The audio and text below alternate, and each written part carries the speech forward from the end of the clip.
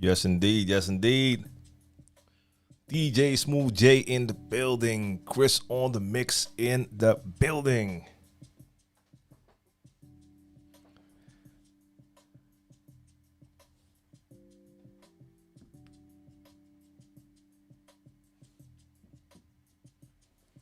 Just messing around with the lights a little bit. Here we go. Oh, y'all actually catching that one now, the music. Let me turn that off for a second. There we go. All right, what's going on? Greg Deep, what up, what up? Got Malu, the specialist in the building. That's South Africa, if I remember correctly. And I'm hearing myself. There we go, okay. Speaker was still on. Amin, what's going on with you? Sir Benedy from Germany. We got Indisputable DJ Kenya in the building. What's good? Curtis Cozy is here. High Tech's World, what's going on? And that's what I'm seeing here. Facebook is on. Twitch is on. YouTube is on. I think, yes, LinkedIn is online as well. And Twitter is online. Okay. We're good. Restream is a little slow on the info. It's telling me I have one person on Twitch, and I already see like 4 or 5 in the chat. Timothy Alfred in the building. Was good. Salute to all of you, man. Salute. Okay, so this is happening. This is all on. Just check MixCloud real quick. There we go. We got DJ Click and Melodious Flow from Houston, Texas. What up? Cool. So everyone, welcome to STK Live, Share the Knowledge Live, my DJ Q&A live stream. Every Wednesday you can catch me here. Start at around 8 o'clock. That is Central European time, 8 p.m. So wherever you are in the world, good morning, good afternoon, good evening, good night. DJ-related questions, topics, we can talk about it all. That's what this is all about. DJ Raul in the building. Big V is here. Series 1. So welcome to each and all. Let me quickly move this. I was just working on a beat that I made backstage in 5 minutes. So yesterday we had when I say we, I'm talking about Brainpower and myself. We had a gig. So just a performance, not DJing. When I'm with Brainpower, I play the music, I do scratches, and I do backing vocals. And we had a gig at a school. This is not younger kids. We're talking, well, it's something like a college. And they specialize in creative arts, but they also have like a lot of equipment there. They teach engineers who are going to do sound at live events. So instead of putting us in some sort of dressing room, they actually put us in like a classroom, which had an entire studio set up there. I have my iPad Pro there. I have iMachine on the iPad Pro. So when we finished with the show, Brainpower had to do a quick podcast, and I decided to just jump on iMachine. The cool thing about that is if you work on your phone or iPad with iMachine, you can make a beat. Basically, that's just going to be a skeleton.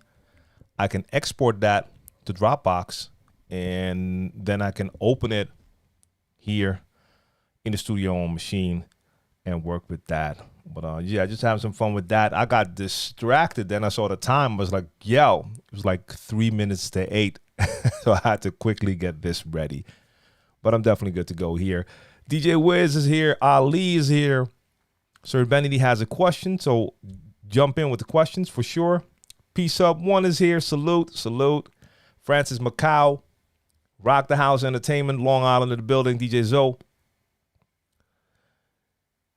And okay, so I'll wait for that question.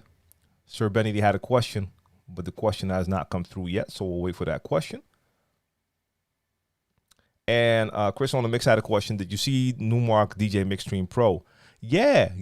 I have not checked all the ins and outs. So actually, while we're here, let me just see if I can just set up a screen where we can do like some dual screen action. Look pretty cool. So basically what I saw when it comes to that Numark, the MixStream Pro, is that it is a more affordable standalone DJ device with an internal screen and all of that goodness. Now I'm gonna just look it up, even though I have Numark's email in my inbox. I'm on a website anyway. So okay, there we go. So let's do a little split screen. I should have something here. Okay, my head just got moved to the bottom, and I don't really mind. But what's happening with the other screen? We want this one. There we go. Just say okay. Okay. Wow, what's happening here? Oh, wait. There we go. Let's make that a little bit bigger, even though I just basically deleted myself. That's okay. I'll make it a little bigger. I'll put myself in the corner. Let me fix this for a second so we have a normal split screen because this one is pretty weird. Software, put that underneath. There we go. And let's just take that little piece here.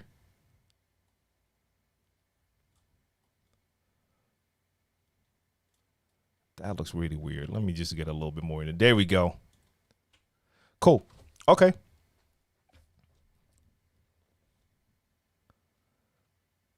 I'll pause that chat for a sec. So for the people who haven't seen, this is Numark's brand new controller. And it is a standalone, well, it's not a controller, it's a standalone player. But it is a more affordable unit. I'll look at the price in a second. I forgot. I mean, I think this looks like a very cool option if you want to have a small standalone player. So it's running on the same software as the Denon stuff, if I'm not mistaken. But beyond this, I haven't really checked it out. I'm just not sure about that that bottom part. They got speakers at the bottom. Okay, I didn't even realize that. They got built-in speakers. I mean, on the one hand, yes, it's cool, but it does take up a lot of real estate. Otherwise, you could have had 8 pads instead of 4. I would have preferred to have 8 pads instead of 4 and maybe do the speakers, if it's possible, somewhere on the side. I mean, this means you can take it out and you'll always have audio. I mean, that is kind of cool. It has Wi-Fi built in, so you can use streaming services. That's dope. And you also have lighting control. I mean, I like the options. It doesn't give us a price here, right? I don't think it gives us a price here. Okay, so about built-in Wi-Fi, speakers on board. You can connect the lighting. Cool. So yeah, it looks cool, but I haven't tried it out or anything like that. I haven't seen it in person, but it looks kind of cool. So yes, I've heard about it, but that is as far as my knowledge about it really goes. All right. Let me go back to this chat. Let's see. I paused the chat for a sec. And Ali, I appreciate the kind words, for real. As a DJ, is it necessary to know how to do production like beat making and remixing? No. I mean, those two things are two separate things. Now, if you're looking at all of the big DJs, especially if we look at the dance scene, the house scene, yes, the reason why they're all that big is because they release music and they produce, or they have producers. But just if you want to become a DJ, you don't need to know how to make beats. Now, do a lot of DJs like to make music as well? Yes, because we play a lot of music. We see how people react to music. A lot of times we are creative people. So I do know a lot of DJs who also make music. But most of the times they started to make music after they were already DJing. You have some very famous producers who started out as DJs and then also started to make music. I mean, DJs do have a certain understanding of music. And you get a lot of inspiration playing a lot of music. You'll hear a lot of beats and songs that might inspire you to be like, hey, I want to create something myself. So yes, for certain situations, it will be in your best interest. It will benefit you to be able to produce music, but it's not necessary to become a DJ. So I hope you understand what I mean by that.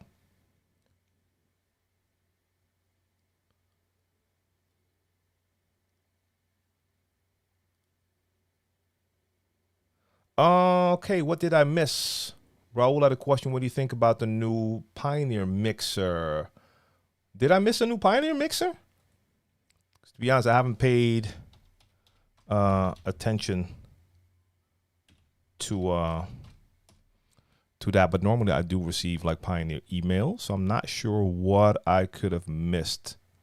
New Pioneer mixer. I don't see one. Did I really miss a new mixer? So Raul, if you can, let me know the name, because I don't remember missing a mixer, and I actually don't see one on the Pioneer site that hasn't been out for quite some time. And Melodious Flow, I see your question, so I'm going to get to your question as well on MixCloud. Actually, let me just get to that question right now. Oh, it's not a question.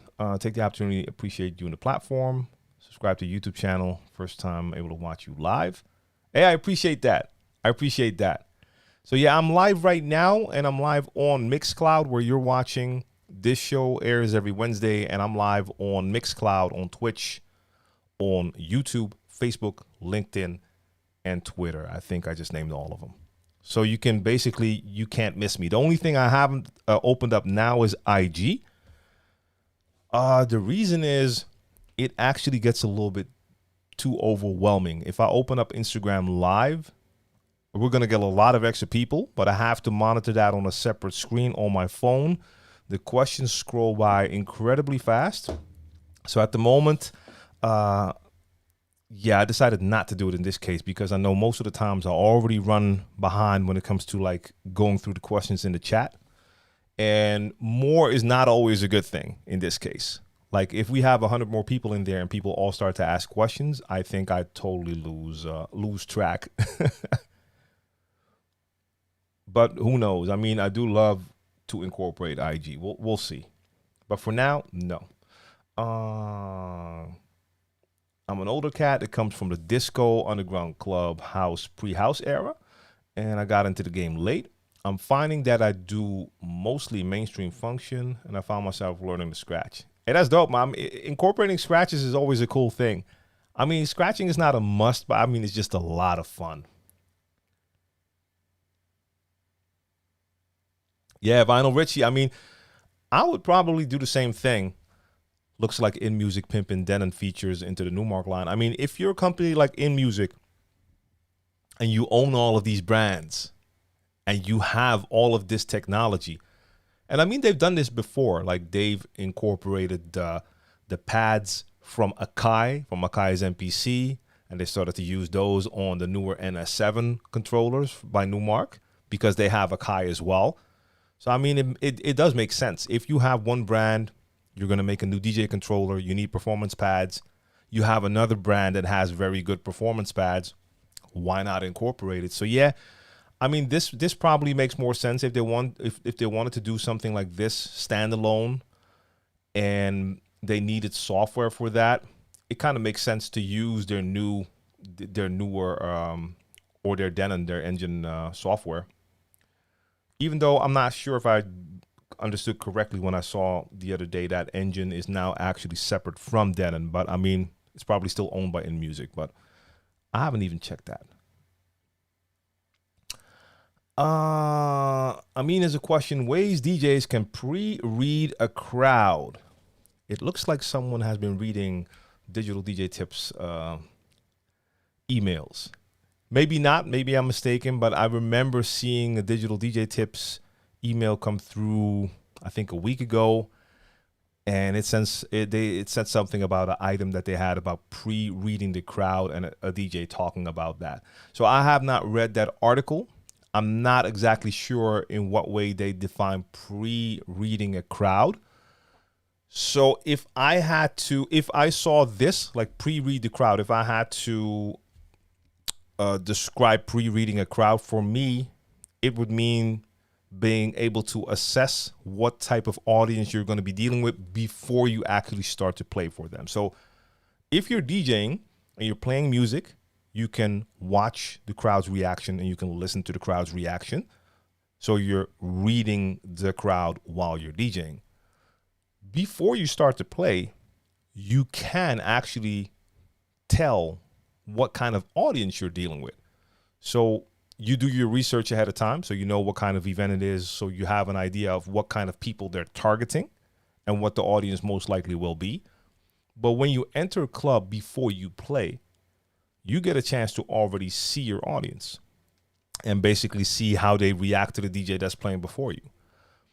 Even if you're not, even if you don't hear a DJ and you just see the crowd, you can already at least tell what type of demographic you're dealing with, age-wise, you name it. That can give you some idea. I think that's what they mean by pre-read the crowd. Otherwise, I don't know how they describe it. So, I mean, those are things you can do. When I walk into a club and I have a set, I always get there like at least an hour in advance. So before I start, I see and hear another DJ play, and I get to also read what the crowd's doing when the other DJ is playing. And that will give me an idea. Now, it won't tell me everything because it kind of depends on what the DJ before you does. A lot of times I'll deal with DJs that are pretty one-sided. They play it super safe. So that's not going to tell me how far I can take it with a crowd. And sometimes you have a DJ playing before you and they're pretty much going all in with different types of vibes. So that gives you a better idea of, okay, you can take it all the way to that level. That didn't work. And that gives you a good idea.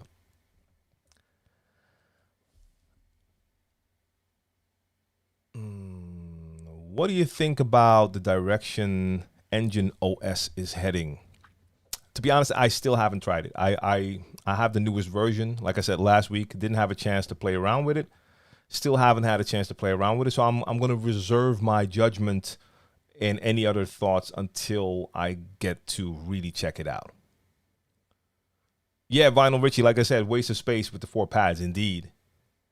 Yeah, that's the speaker. I mean, yeah, I'm not sure what I think about that either. I mean, cool. It's cool to have speakers on board, but then again, a lot of people will probably have a portable speaker. Yeah. What turntable and mixer do you recommend for a beginner? Something that's worth the money, and one of each, please. Weston, I'm not sure. So first off, we have to look at budget, but if you're a beginner, we're going to have to look at entry level. Now, with turntables, you don't have as much of, there's not really such a thing as really entry level turntables and professional turntables. Not as much. Yes, I have a turntable here that has a ton of extra features that you won't find on a regular turntable. But this is different. This is the RP 8000 Mark II by Reloop.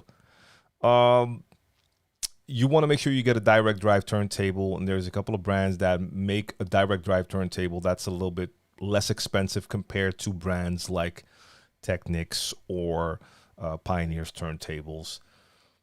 Model, I'm not sure right now. I keep forgetting like that one cheaper model. Mixer, I mean, there's a ton of different mixers. It depends what you're looking for. So are you going to play vinyl? Because then you can keep your mixer really basic, and you just need a 2-channel mixer with an EQ section and probably a crossfader. I mean, a crossfader is nice to have. If you're going to play DVS, you're going to need either an external audio interface or you're going to need a mixer with that built in. No, I'm not. I'm right now not in a position to give you a model when it comes to the mixer or the turntable. Okay, $599 for the Numark. Yeah, I mean, at least it's cheaper than the other all-in-one units. And I'm pretty sure you can use it as a controller. Yeah, like a Wiz. Like basically, I think all of those standalones will have USB, so you can connect it to a computer and then use it as a controller.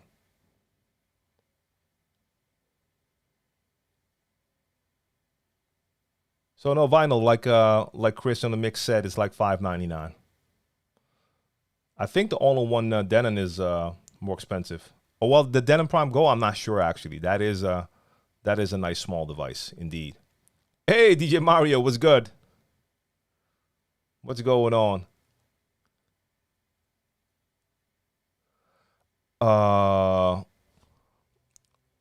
Jose Paraguz has a question. Who's the best rapper / DJ you've worked with? Okay, so I'm when you say work with, that's not the same thing as like opening up for, because I've DJ'd and opened up for plenty of different acts and DJs, but that's not really working with. Yeah. I mean, I haven't worked with that many DJs. I've done a couple of mixtapes with DJs, and in that case, I would have to say the best DJ that I've worked with would be DJ Mani. That's a DJ that we formed a DJ team and played for a bunch of years. That's just a very good DJ. And as far as the best rapper I've worked with a couple of rappers, but I'm going to be biased as hell and say Brainpower, the MC I've been working with for the past 23 years. Now, I'm not including like projects where I did scratches for artists and sent the scratches in and stuff like that. I mean, that's kind of working with, but it's not, to me, that's not really working with.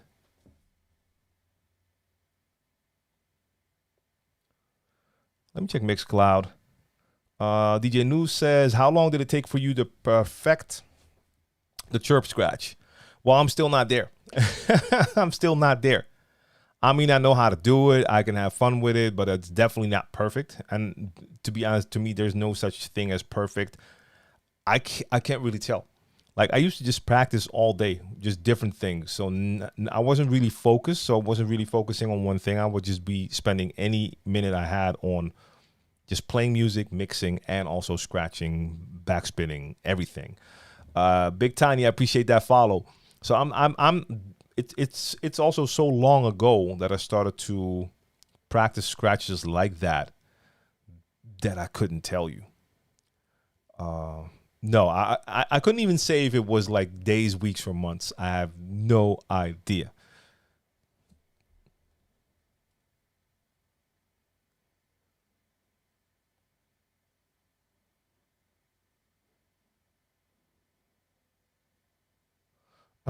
Sir Benedy says, should I have talked to him or just wait for the crowd reaction? Wait, what did I miss anything from? This looks like the second part of a question. I have to scroll up, Sir Benedy. I want to make sure I didn't miss your first part. I see all sorts of questions here. Let's see. Okay, no, Sir Benedy has a question, and then the next part I see is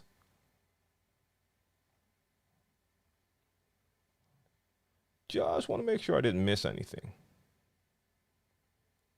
because sometimes this chat app, Restream chat app, it looks like it's juggling the questions, and I see things go up and down. Oh, see, here we go.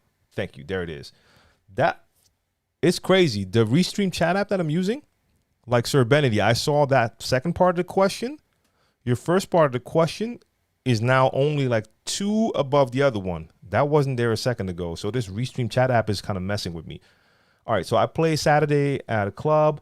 I'm a black DJ, and the event is planned before 2 weeks. The promotion is making by the resident DJs, made by the resident DJ. Okay, he didn't post anything about my event, just only for Friday his EDM event.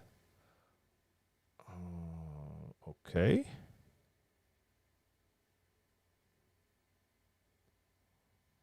So your question is, should you talk to him or just wait for the crowd reaction? Okay, so the crowd reaction doesn't really have anything to do with this.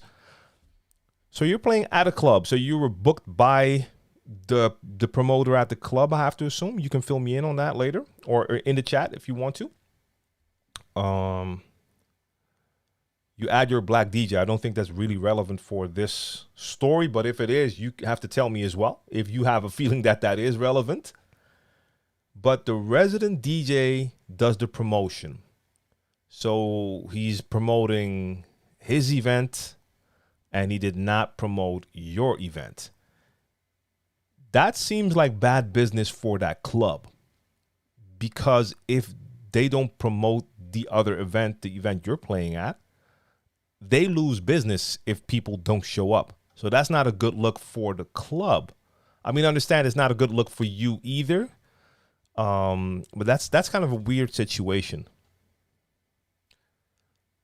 And so if there's still time now, because most of the promo is done digital, the first thing you need to do is reach out to either that DJ or the person who booked you and let them know, like, hey, I've seen promotion for the Friday event, but not for the other event. Where's the promo? Is there any promo coming? So I can share it on my social, you name it. So make sure you do indeed reach out and don't wait. If there's still time, that is what you need to do.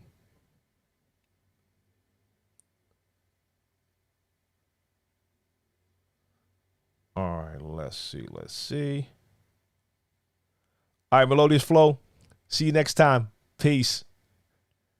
You can find me here every Wednesday with the Q&A and every Monday with my mix show. What's happening on Twitter? Let me just check for a second what's going on here. What is going on? You don't see questions on Twitter, do you? Okay, whatever. Leave that where it is. And RC3 is on here again in class. You got an artist group coming over to record in your dad's studio. All right, that's cool.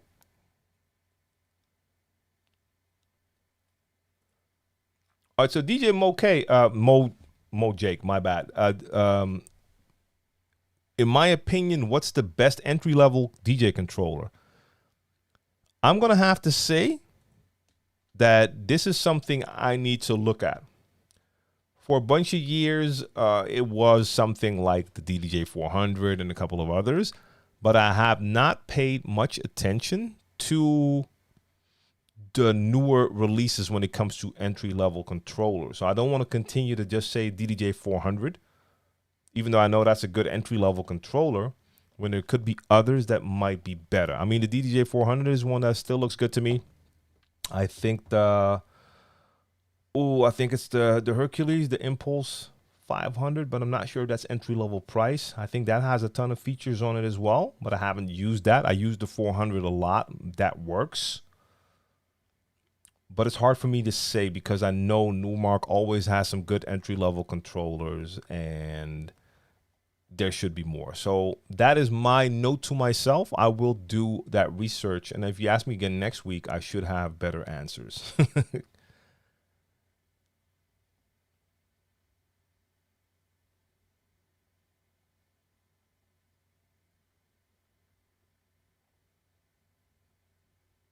Mr. Tico Man was good. And let's see. Rock City, New York is here. Salute to you. Let's keep our MixCloud open. What's happening here? All right.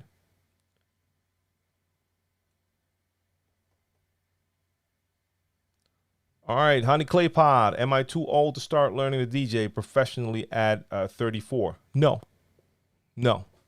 You can definitely still learn how to DJ, for sure. I mean, that's the cool thing about stuff like this. It's not something like a physical sport, even though you can still learn stuff like that at a later age, and 34 is not a late age yet. But for some people, it might become harder if you're not physically fit. That's not really the case for DJing.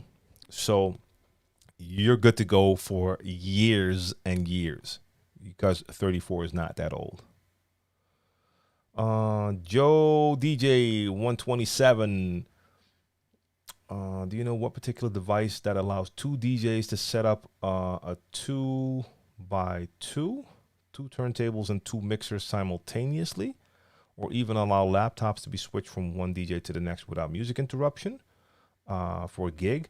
Oh yeah, so I mean you have a lot of different controllers. Okay, so you're talking turntables. So let's forget controllers. A lot of the newer DJ mixers that you use with DVS will have two USB ports, so an A and B, so you can connect two laptops. So that allows you to make that seamless transition between DJs. So all of the newer Pioneer scratch mixers will have that. So the S7, S9, S11, a Rain 72 has that, a Rain 70, the Reloop Elite. They all have those ports so you can play with two DJs. If we're talking club mixers, I'm not sure. But when it comes to those mixers, they all do it. So I don't know what your current setup is, what type of mixers you're using. But if you have the two USB ports, you're good to go.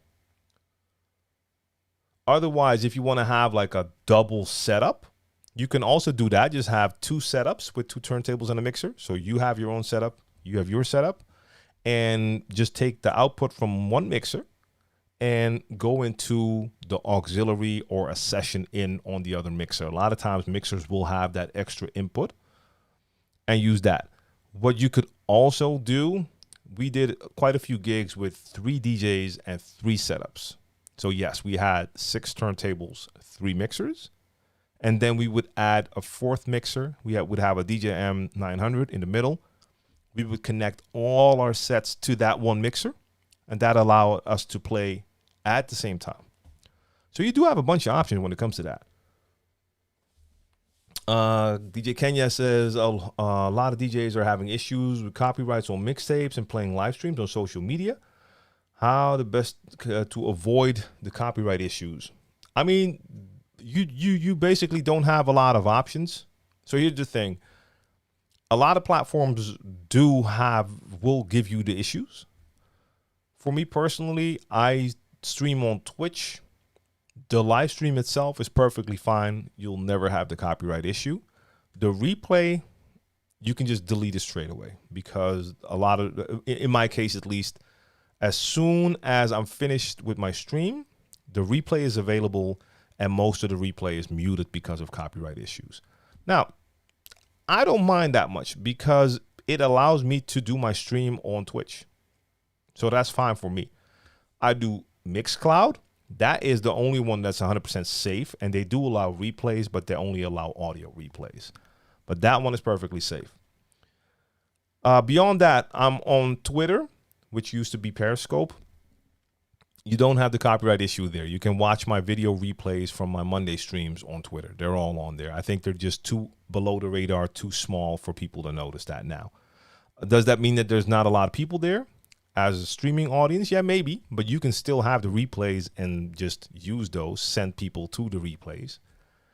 Beyond that, if you have a prepared set, you already know what you're going to play during your stream. You could make a file that has all of those songs in there, upload it to YouTube on private, and YouTube will scan it. And if it gives you, like, if it flags some of the tracks and tells you it's going to block it, then you can't do the stream on YouTube, and otherwise you can. I just don't mess around with YouTube like that for my music streams, because I don't want to jeopardize my channel, because they can get kind of tricky with it, and they can give you warnings that could lead to suspensions or deletion of a channel. I don't want that to happen to my YouTube channel. So I do this stream on YouTube. This is totally safe.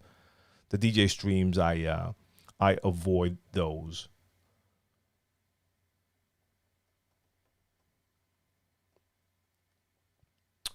Let me catch up real quick, if possible. Hey, wait, Raul Hernandez, did you just switch? Did you just switch from YouTube to MixCloud? All good, though. It's actually a smart move, because the MixCloud chat is not that full, because I can see yours straight away compared to what I'm seeing on my Restream chat. So my thoughts about the DDJ Flex 6. And what's a good price to charge for a wedding? 2 speakers, uplights. My price is $900. Do you think I should charge more? The second question, I have no answer for. I have no knowledge of prices to charge for a wedding. And I believe there's a lot of extra factors that come into play, depending on what type of scene you're in, what type of weddings. I don't know. I absolutely have no idea what's the going rate in your area and all of that stuff. I don't do weddings, so I'm just totally not familiar with that. And even if I did weddings, I was doing them over here, so I still could not tell you anything about the price for you locally. And the Flex 6, I mean, I think it's a nice controller. It's a nice little step between an entry-level and more professional controller. So I like the fact that it's a little bit bigger because I have a DDJ 400. Now, for certain situations, a small entry-level controller is actually the best option. So yesterday I did that show with Brainpower. It's a show where I have a turntable mixer Serato setup, but I also need to do some video stuff, and the laptop that I was using now, it can't handle the video. I'm doing the video separately, and I use Algorithm DJ on my iPad Pro to do video, and I control that with a DDJ 400. Now, if I would take the Flex 6, that takes up a lot of space. The 400 takes up no space. So to have it next to my DJ set, something like a 400, is great. If I'm doing a full set, I would prefer a larger controller. So in that case, a Flex 6 will probably feel more comfortable, larger jog wheels and all that. But if you feel those jog wheels and then you compare them to a DDJ 1000, then you're going to notice straight away, like, okay, the Flex 6 is definitely not on the same level as a 1000. So it's a nice in-between, but you would definitely have to decide, like, okay, I want to make that step up from an entry level. Should I go for this, or maybe save up money to go for something like a DDJ 1000? But that's going to be a personal decision. You have to check out the features on both to see which one would work best for you.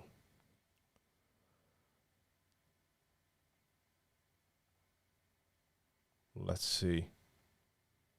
And for the people tuning in for the first time, if you asked a question and I haven't answered it, that's because I always have to follow up. So when something comes in the chat, I see it, I start to talk, answer questions, and let's see, massive delay too in the chat versus the video.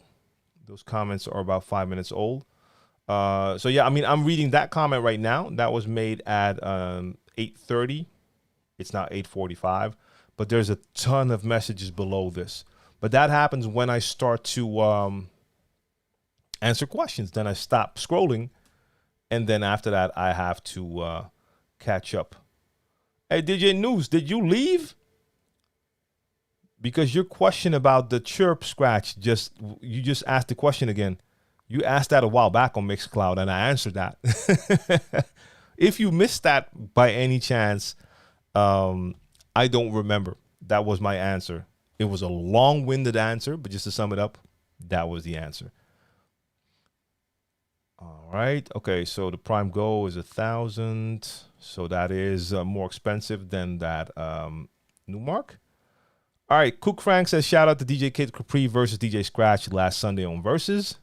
Yeah, I mean, it was cool that they both had a legendary DJ to back them up.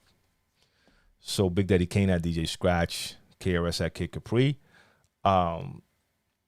They're both legends in their own right. If we're going to compare them on a technical level, then DJ Scratch, of course, is the better DJ, technically. So, and he wanted to smoke. You could tell he wanted to turn that into a DJ battle, which I don't think is really fair. That's not really Kid Capri's strength. So you could tell because he went for it a little bit, did a little bit of scratching, but I mean that doesn't compare to what DJ Scratch can do.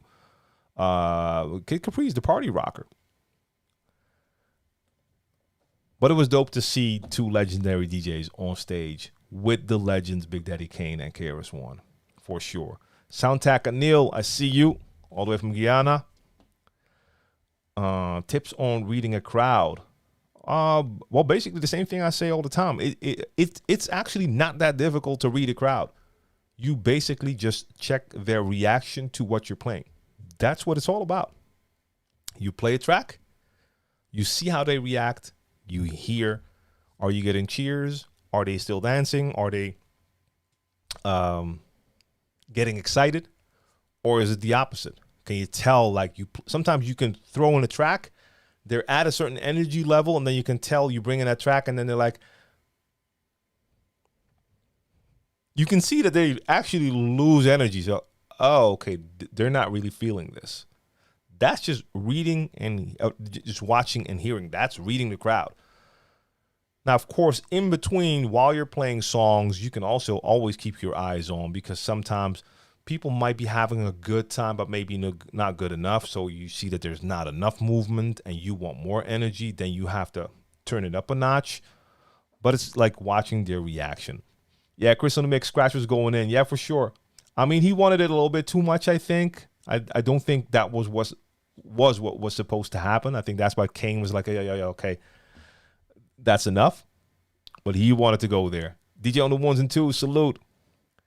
AM Dub DJ was good. Do you think MixCloud will raise its game to be more competitive with platforms like Twitch, more appealing and user interactiveness with viewers?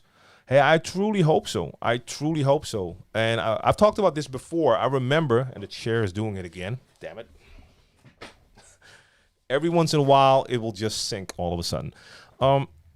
We were talking, I talked about this before. Like at the end of last year, Cleveland Terry had, and I forget his name, MixCloud's top guy.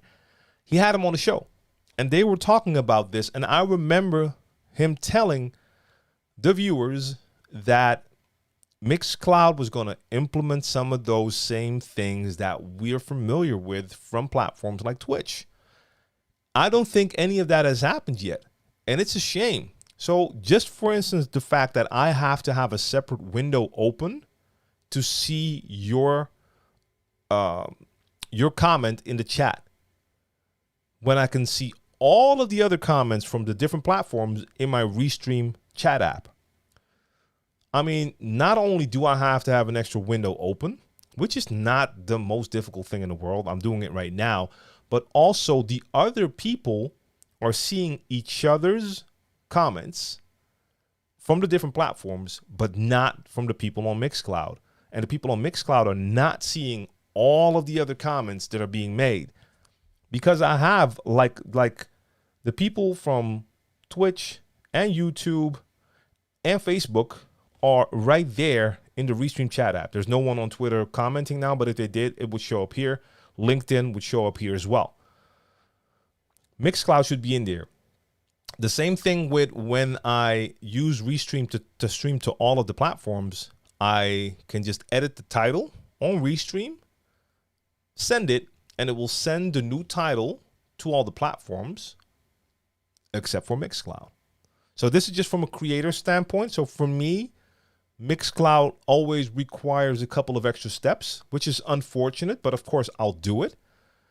But then again, if they want more viewers, they need more DJs. And if they want more DJs, it needs to be more usable. And on top of that, I think they were talking about things like raids, that you were going to be able to do raids, that you were going to probably be able to do something with bits or something comparable. They were talking about implementing those features. That hasn't happened. So they need that. They really need that. If you want DJs to feel more comfortable, you have to offer them something that is, comparable. You can have your own feature set in there as well, of course, but there has to be something that makes it easy for DJs to say like, okay, we can do this too.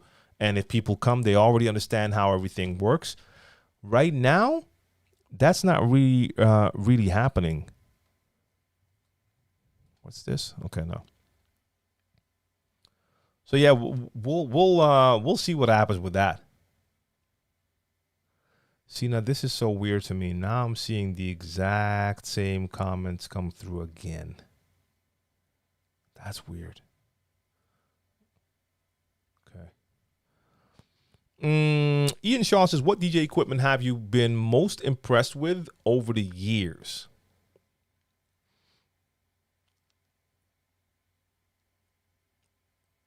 Probably Phase. Yeah, I think Phase. That's the one I have to go for. Yeah, but we're talking about, well, over the years. I mean, like just DVS itself, of course, was incredible to me. So when I first did that, I had Final Scratch, and after that, Serato. The fact that I could take advantage of the new features but still play with turntables, to me was the best thing that ever happened. Phase only made it better.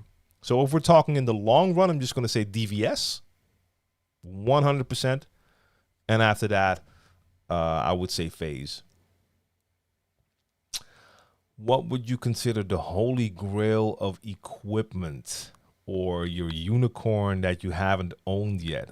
Ooh, Mario, I like that question. Ooh, that's a good one. Well, I mean, it wouldn't be DJ equipment. I mean, there's still DJ equipment I would like to have. I would love to have a set of CDJ 3000s, but that's like since they came out. So that's not something that's been something I wanted to have for a long time. But then again, even if I'm thinking about just like production equipment, I don't know if there's one thing. Damn, I need to give that some thought. I mean, I know there's one microphone I want to have, and that's the Neumann. That's the TLM 103. You can understand why I want that one. But no, I need to give that more thought, yo. I need to give this some more thought.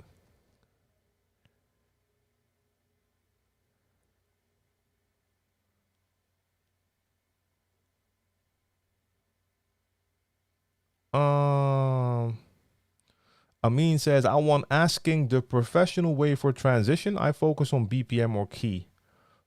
I don't really see the question in that, Amin.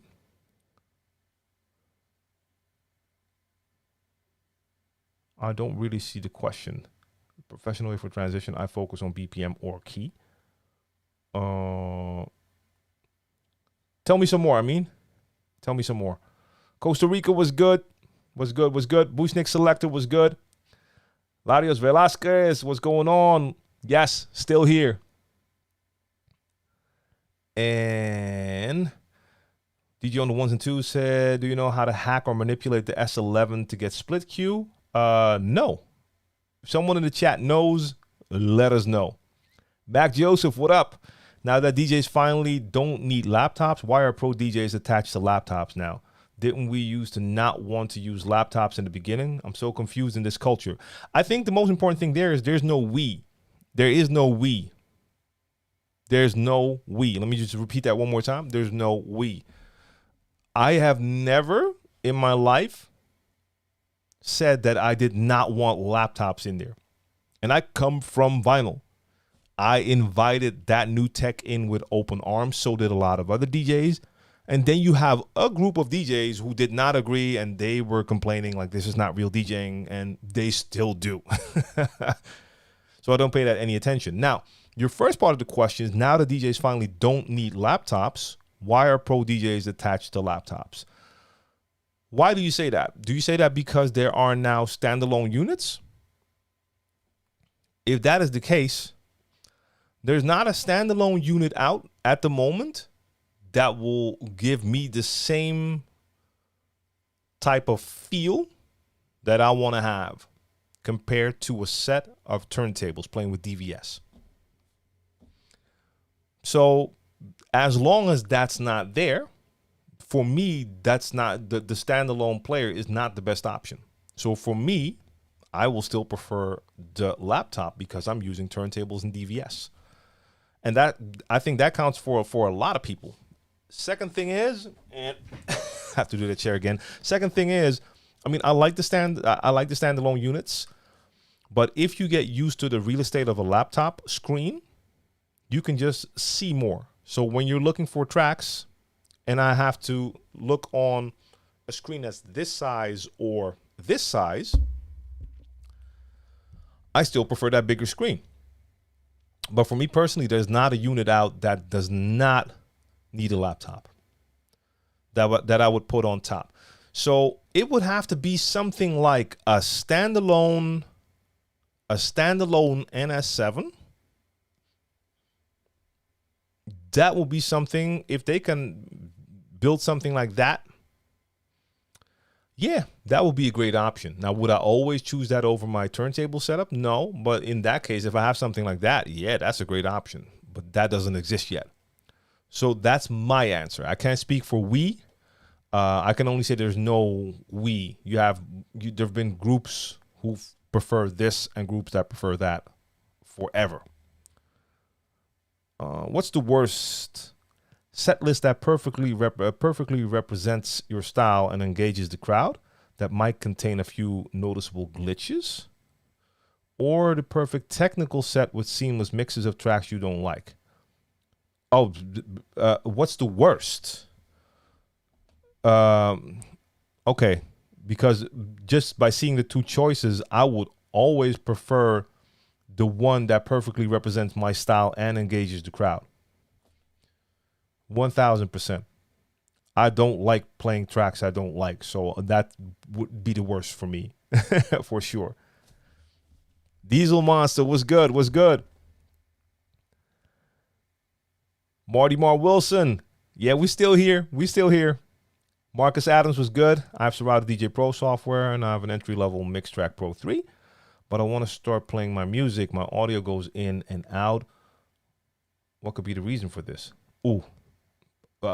That's really hard to judge just by this text. So I really couldn't tell. I don't have that MixTrack Pro 3. No, that's really hard for me to say. Charles just bought the Flex 6. Well, you're going to have a lot of fun with that one. And then we got DJ Six City up in here. Toronto in the building. Salute.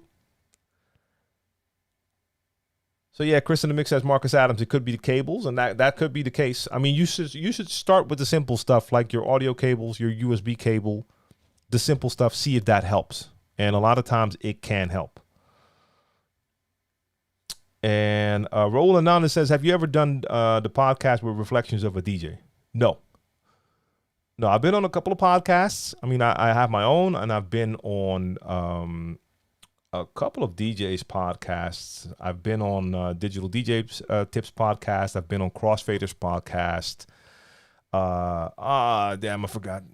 I've been on another DJ from the UK's podcast as well. But no, not that one.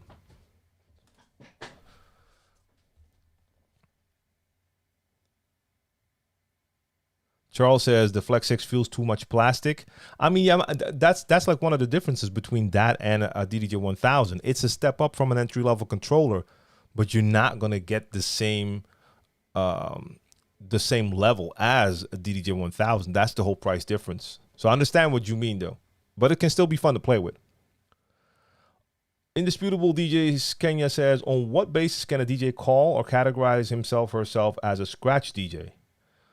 I would say scratch DJs, turntablists. Well, first off, you're going to have to be pretty sufficient. I wouldn't say you have to master those skills, but it would have to be something that you do pretty well and do a lot. So DJ, you have plenty of club DJs that can do some scratching. I wouldn't call them scratch DJs. They wouldn't call themselves scratch DJs. So when I think of scratch DJs, I'm thinking of DJs like DJ Qbert. And not because DJ Qbert is one of the best, or maybe the best. He's an alien. But you know that DJ for scratching. Same thing with a lot of other DJs, even though some of those DJs are also club DJs. So if you take a look at DJs like 8-Track and Craze, they rock clubs and have been rocking clubs for years now. But initially, we know them from battles and being real scratch DJs. But yeah. It would have to be something you really, really do, not something you also do some of the times. Let's see. Scratch posted on IG that a short DJ battle was on the itinerary. Costa Rica. Thank you. KRS broke from the script. I kind of noticed like things got a little bit messy. Like, I think the first probably 30 to 60 minutes were still pretty tight. After that, things got really messy. No, that's not true. Things were a little messy in the start as well. Like when Big Daddy Kane was supposed to come out, that took a little bit longer. And Chris was like, yo, and just started before Kane was even on the stage. Then things were pretty okay for a while. And then things got a little bit messy. Like you could feel some things felt like impromptu or that were changed on the spot. A lot of hold up, people being called out early or late.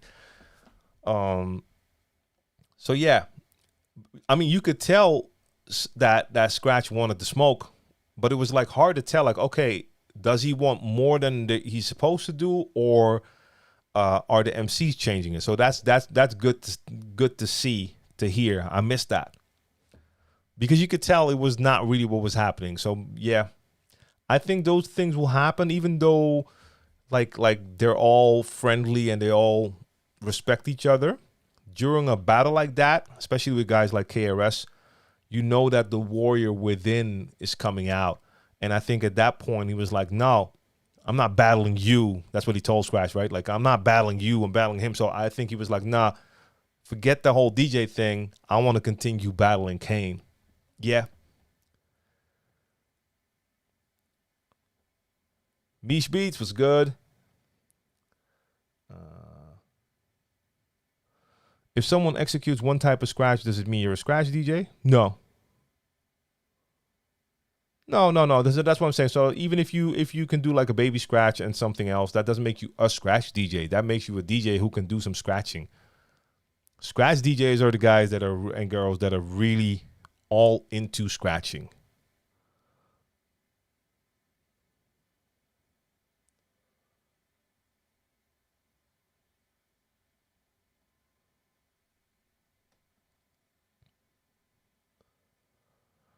Oh, let's see. Good looks on the info about the possibility for multi-DJ setups. Unfortunately, I don't have a mixer that has two USBs. You have the Numark Scratch, okay. I do have the Numark V7s. So, yeah. No, look, either you would have to have an additional player that can play some music so you can play a track in between two DJs switching, or if you're going to have two entire setups, having an extra mixer there is a solution as well. Just a mixer. It doesn't have to be a really, it doesn't have to be like some crazy club mixer, but something that you can just let the two different sets go into, and that mixer will go to the house set, to the speakers. That is also an option. I don't think the V7s have the V7s, and I had the NS7, the first one. They didn't have that yet, indeed. Well, the NS7, did the NS7 not have that? I'm not sure if my one had that. I think they from the second version, they had that for sure. Collector Ski Music, what up, what up? And Enia is back in the building. Albania is here, what up? Good to see you again. I haven't seen you in a while. Yeah, Mario, you got me with that question, yo. That is still on my mind now. Like I have to think about that.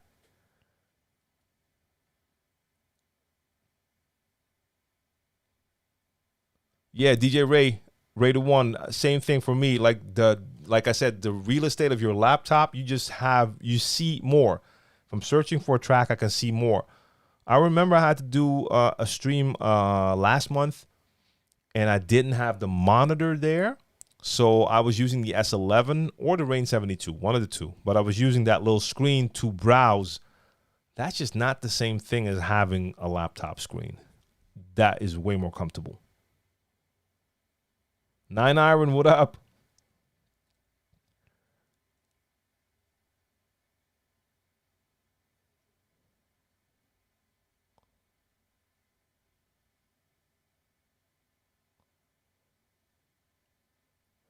Arnav says, do you know any DJ from India? I don't think so. No, I don't think so. I mean, I've seen a couple in the chat before during the live stream, but I couldn't name DJs from India. No. Dominic Banyan, much love. That's DJ Lodem B. Yes. Daniel Peterson is here. I've decided on the controller that I'm going to upgrade to, getting the new Traktor S4 Mark III. Nice one. Yes. I mean, I like that one just for the fact that it's a pretty small form factor, so it's pretty portable, but you still have the motorized platters in there. Yep.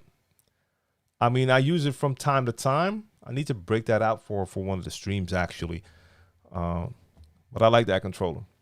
Whenever I use Traktor, it's with that S4.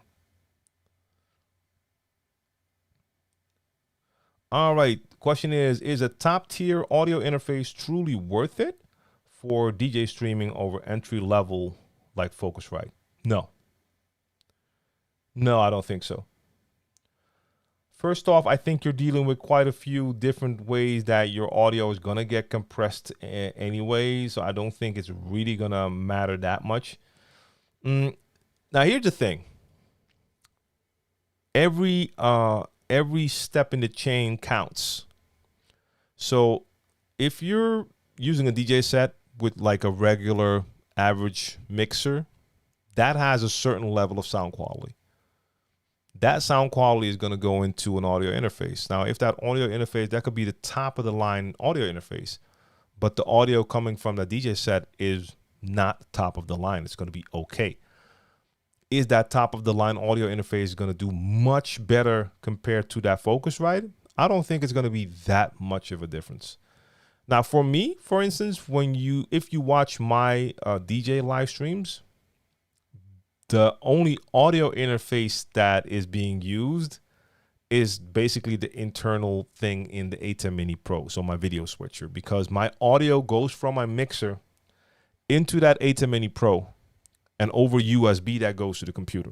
That's how my audio from my stream goes into the computer. I have a Universal Audio Apollo Solo audio interface. I'm pretty sure that's a higher quality audio interface compared to whatever's in the A10 Mini Pro. I don't see any need to take my audio output from the mixer to go into the Apollo and then go into OBS. Could people hear a difference? I kind of doubt it. Maybe the professionals with the bat ears that can notice any little thing. Maybe. Yeah. So I would never tell someone to get a top tier audio interface for a DJ live stream. So if we're talking about recording audio, stuff like that, then it might help. But then again, nowadays the entry levels, like the Focusrite entry level audio interfaces, are just very good quality. They are.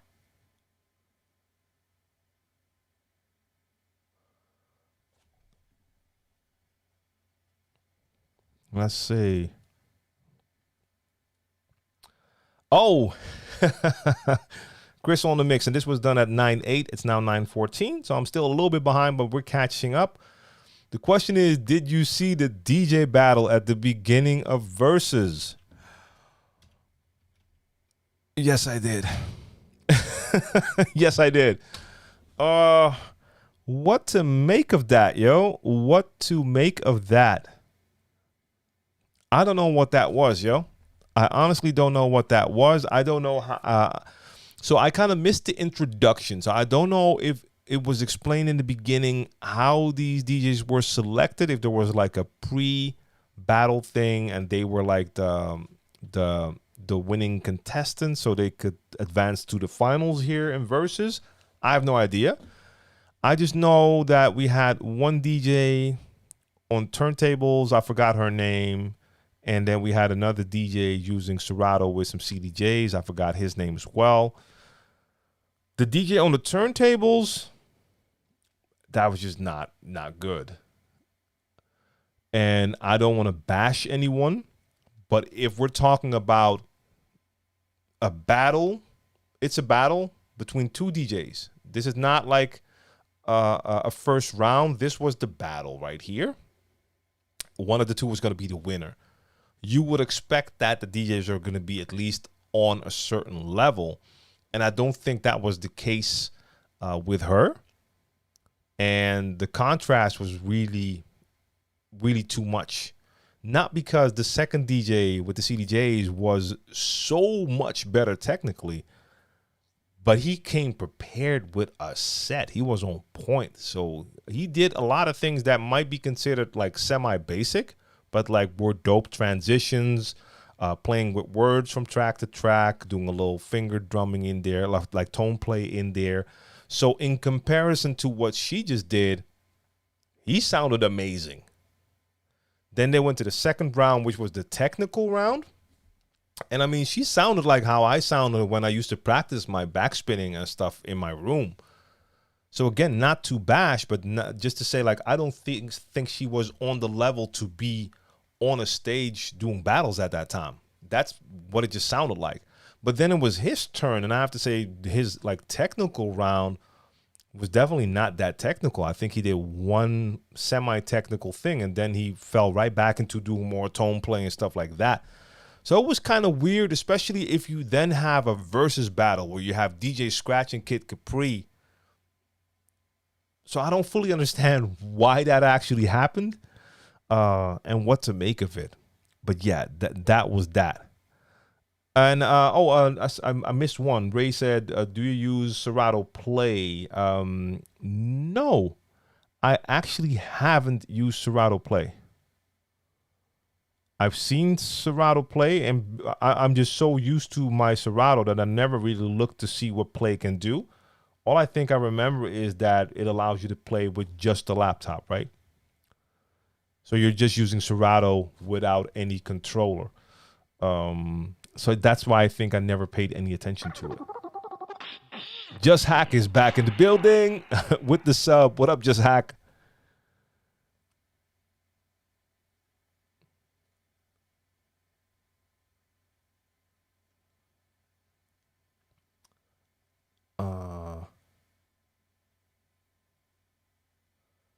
Okay, so Diesel Monster said, I figured that you would say the piece of equipment you want to get your hands on is the original MPC that Premiere and Q-Tip and Large Professor made all those beats on for Illmatic. No, actually not. I think they all had that MPC 3000. I still have my 2000 XL. I actually think the 2000 XL's workflow is a little bit easier and better compared to a 3000. So no, that's not on my list. Even though I do have an Akai S950, that is the sampler that was also used by people like Primo at that time. But no, that somehow that's never been on my list. I've worked with the 3000 before, but like I said, I have the 2000 XL. Yeah. I mean, if I ever have room to have like a bunch of iconic things, it would be cool to have one in the collection. But that's not, I'm not in any way capable of doing something like that right now. How hard was it to go from turntables to a controller? I'm thinking of picking up the DDJ 1000, but I'm afraid I would suck at it since I've always been on turntables. I mean, so first off, going from turntables to a controller is way easier than going from a controller to turntables. So I think if you're used to controllers, you actually have better muscle memory that will help you out with certain movements when you start to work on a controller. Does it feel different? Yeah, of course it does. It does. I mean, I wouldn't say it was that hard. I think I made that transition pretty easily, even though I don't totally play the same way on controllers or CDJs compared to how I play on turntables, because there is a difference in feeling. But then again, like something like a DDJ 1000, the jog wheels on that feel really good. So if you're getting something with jog wheels, those are the same jog wheels as the one in the CDJ 2000 X2. Those feel really good for jog wheels, because you also have controllers that have jog wheels that just don't feel like anything. That's a pretty big shock coming from turntables. But I can't tell you how long it's going to take you. If you get a chance, go try out some CDJ somewhere. They have the same feeling as the DDJ 1000. That'll give you an idea. But if you're a good DJ on turntables, you're not going to suck on a controller. But there's going to be a learning curve of just adjusting to the feeling for sure.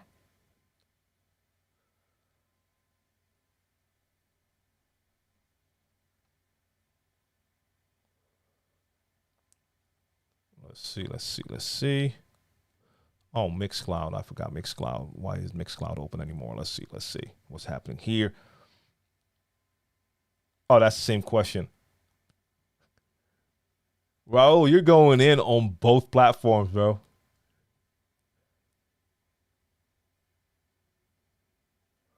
All right, so 9 Iron says, someone told me they think any audio interface under 1,000 is garbage. Yeah, I mean, you'll have those people. So again, I think it depends on what you're using your audio interface for. If you're in a studio environment and you want to record top-notch quality vocals and stuff like that, yes, then the quality of the audio interface will be important, but it also depends on what microphone and what preamp you're using. There's more things that go into that equation. I think it's nonsense to say that audio interfaces under 1,000 are garbage. I wouldn't agree with that at all. What do you prefer, Serato or Tractor? Do you have a preference? Serato, without any doubt in my mind. And that's not because Tractor is not good software. It definitely is. I prefer the look and feel of Serato. I have for years. And that's why that is my preferred software. That's also why Rekordbox DJ works pretty well for me, because it's way more similar to Serato compared to looking at something like Tractor. DJ Hackett, what up? Toronto in the building.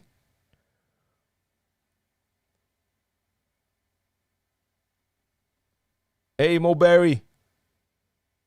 Mo Berry is always in the building. Always here.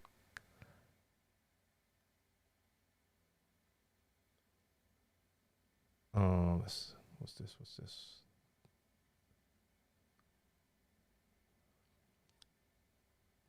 Do you think AI can take over with DJ and do the upgrades?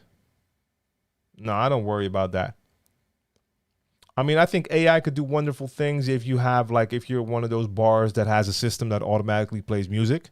It would be great if for systems like that, if you can have like a webcam that can scan your crowd to basically read a crowd, and that AI can help with the decision making for next tracks. So just imagine the same way we have Spotify. If you go on Spotify and you play a bunch of tracks from different artists, then Spotify's algorithms start to work, and they most likely understand what type of music you're into, and then they'll suggest tracks. And they've done a pretty good job with that. Like, certain sites do it well, other sites don't. You watch something and then they'll give you a video and you're like, why would I want to watch this? But they all do it. They'll have algorithms that figure out what you would most likely like. You could do the same thing with DJ software if you, like I said, have something that can scan a crowd reaction. And it can tell within, let's say you have a crowd and you have like a webcam and some sort of microphone so you can see and hear the crowd as a computer. You play 10 tracks and scan the reaction. Algorithms should then be able to give the computer a suggestion what to play next.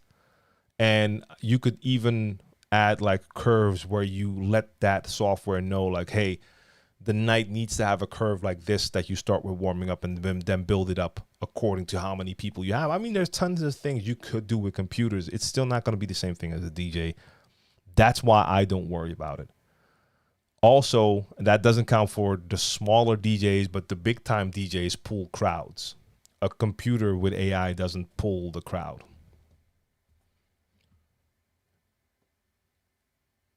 Hey, Ian Shaw, that's the thing. Like, you're using that Behringer, the UCA 202, which we talk about a lot, and every time I ask for the name, that's the name. 25 pounds sounds great. And yes, I mean, you can get a lot of audio interfaces that are very cheap that won't sound that good, but this one gets great reviews. And it's just nonsense for people to say like audio interface under 1,000 is going to be garbage, for sure. Mixmaster G is here. Are we bashing someone?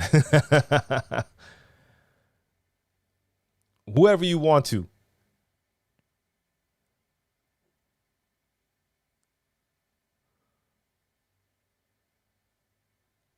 Do you watch Red Bull 3 Style? Do you think, what do you think of it? Would you ever consider joining it? I love Red Bull 3 Style. I've watched it a lot. I considered to do it for a moment, then decided I just did not have enough focus and time to put into it. But I really liked it. I think that was a real resurgence of DJ battles, because the old DJ battles got kind of stale and, yeah, kind of died down a little bit. This gave it a new impulse, and I like it's more creative compared to the it's more creative / club orientated compared to normal DJ battles. So I kind of like that about it a lot. What are some tips you need to know to be a battle DJ? Well, you need to really master a lot of skills, and you need to know it takes a long time to prepare for a DJ battle. You also have to have a creative mind that allows you to put things together to turn individual little tricks and things into a cohesive routine. There's a lot that goes into it. 9 Iron, I appreciate those bits for sure.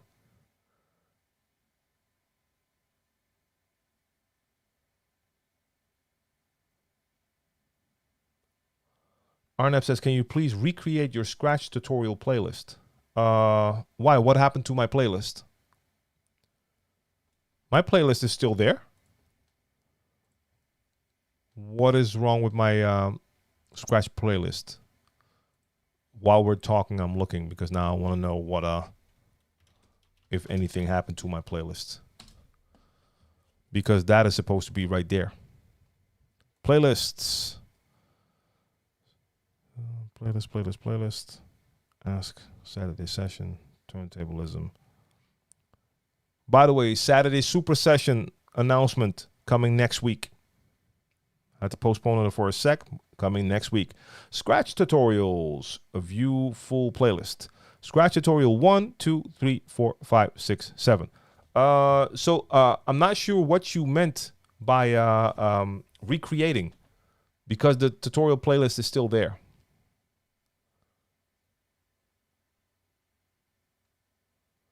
Yeah, Chris on the mix. I think the female DJ was extremely nervous, not ready for such a battle. I agree. I mean, she went on. That performance just wasn't really up to par, but you could tell by her demeanor when the guy went on next, and he did a battle thing, like a lot of little routines and tricks. The crowd was really into it. You could just see her like, oh, damn. This is supposed to happen right now. Like, it must be I commend Scratch, because he told the crowd as well, like, hey, it's not easy being up here, and it is not. So maybe it was her first time on a stage like that. And I remember being on a stage like that for the first time, doing something like a routine is nerve-wracking. So doing your thing, and it doesn't really go that well. The crowd was very quiet. Then the other DJ goes on and the crowd goes wild. That's not a good feeling either. So yeah, I don't think she was really ready for something like that.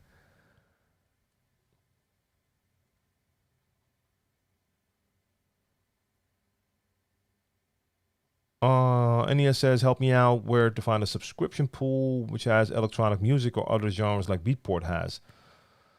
I love to mix these genres. I mean, you could do that. You could also consider going to Beatport and getting one of their Beatport link subscriptions, because then you can play all of their music in your DJ software if you're using DJ software. Otherwise, when it comes to DJ pools, I don't know which DJ pool would be best for electronic music.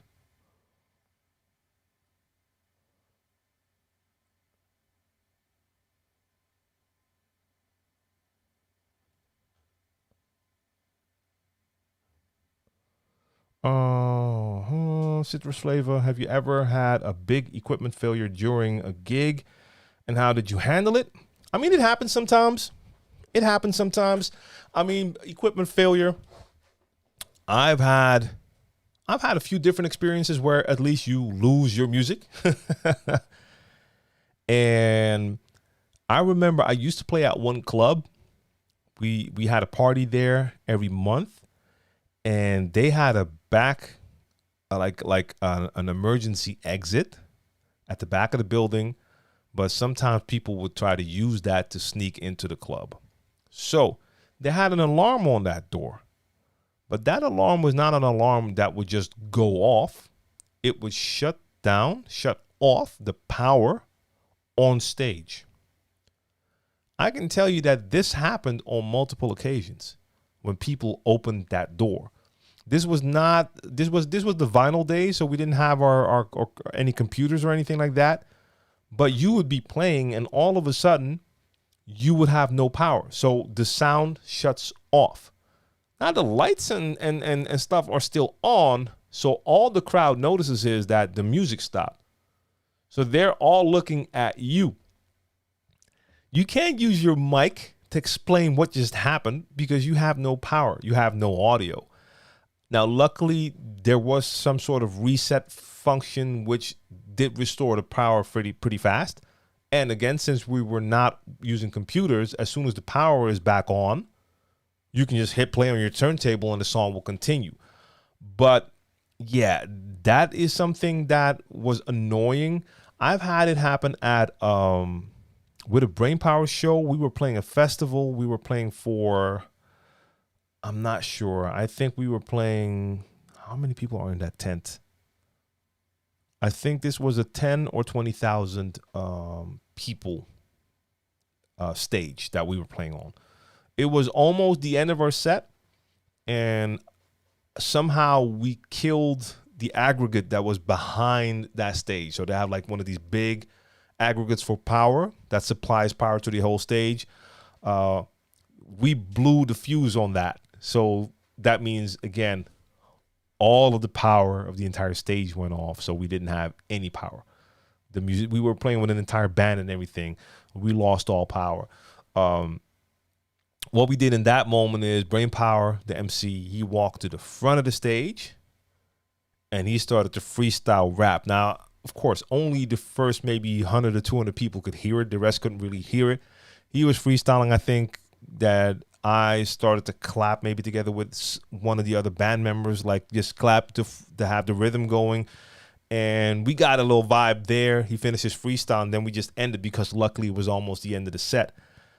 Now, with equipment failures like that was pretty easy to solve, basically. I've had a laptop die in the middle of a set, but that was a set where in the DJ booth, I had my setup, which was turntables at that time, Final Scratch, so DVS. The other DJ Mani, had a CDJ setup, so my laptop overheated. This was my first DJ laptop. It overheated and black screen, dead. So I lost audio. Now, don't panic. That's the most important thing. Like, realize in that second that, okay, that's the laptop that's dead. Even if I can fix it, and I was able to fix it later, that's going to take time. So I saw the laptop, turned straight to him, the other DJ, and told him, like, start a track. Doesn't matter what, hit play right now. He hit play, music continued, and I took it from there. And I think at that time, like I said, this was my first digital DJ setup. I was using my laptop, but I didn't even have a laptop stand yet. My laptop was just flat on the table in the DJ booth. So the fan was at the bottom of that laptop, and that thing just overheated because the fan had nowhere to go. So I was able to restart it, and I understood what had happened. So I found something to lift the back of the laptop a little bit so air circulation could continue. And I was able to play with it again. A little bit scary to start then again because you just witnessed your laptop dying. But I was like, nah, that must have been it. So then I continued to play. I think the most important thing is don't panic. If you know it's something you can't fix, then you can't fix it. And if you can't fix it, then you have to fix it. But if there's an option to have music continue to play in the meantime, make that happen. Prodigy Sound, salute to you. Hey, Enya, you're on 2 platforms as well. Now I see you here as well on MixCloud. That's funny. Denny Romo, what up? I went from controller to turntable, still struggling after a year. Yep, I understand. No, so Enya, when I say Beatport, I'm not talking about buying music. Beatport has a separate service called BeatSource Link. If you subscribe to that, you can use all of their music in your DJ software.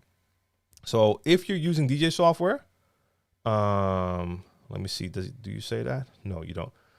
So you can, if you get that subscription, you can just open your DJ software, and then instead of taking music from your computer, you can select Beatport, you log in, and then you have access to all of Beatport's music in your DJ software.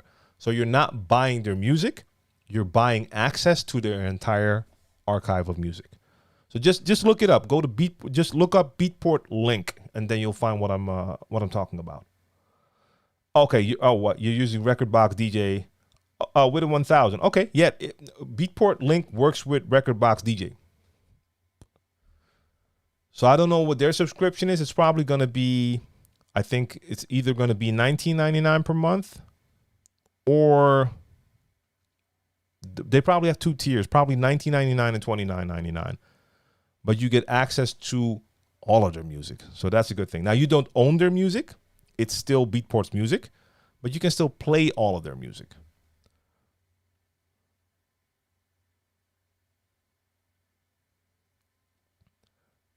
Diesel Monster, I just saw your comment now. You meant the Akai sampler. So if you're talking about the S950, I have it.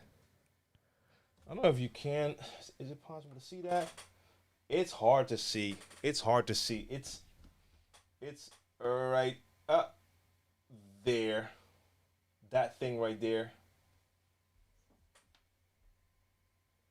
That is my S950.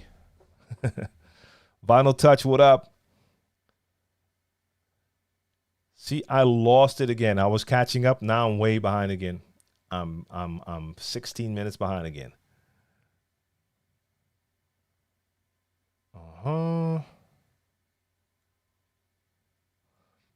lot of people just pass off what they hear other people say rather than do their own homework. Yeah, for sure. It's all, I mean, look, there is such a thing as general consensus. When you heard enough people say something, there might be truth to it. Might be. But it's always good to make sure that you look for some info and get the right sources. So no matter what the subject is, that always applies. Like, make sure you look for some right sources. So for me, when it comes to DJ equipment, I can look online, and there's a couple of places I can look. I'm going to see what someone like Mojax has to say about it. That's going to tell me quite a bit about what I want to know about that piece of equipment. Now, if we're talking about something like computer parts, like a GPU, then I have places I'll go and check out. And I can go see what are some of the places I'll look at. I might take a look at what J2 Sense has to say, or Hardware Nexus. Is that the name, Hardware Nexus? Yeah, a couple of those, what they have to say. And if you can tell they have pretty similar outcomes, then you know, okay, this is probably what's right or wrong about this thing right here. Hey, Mike Chapias, what's going on? Your scratching is on point. Any advice on tightening up my skills? Practice. That's all I can say. Like, practice. There's so many scratches that I still cannot do right because I haven't practiced them over the years. That's why I know all the scratches that I do that sound okay or good are scratches that I've just done over and over. And then there's a lot of scratches that I want to be able to do well, for instance, either because I can't do them or I want to be able to do them with the other hand. And because I haven't practiced it in all those years, I still can't do it. So that is all I can say.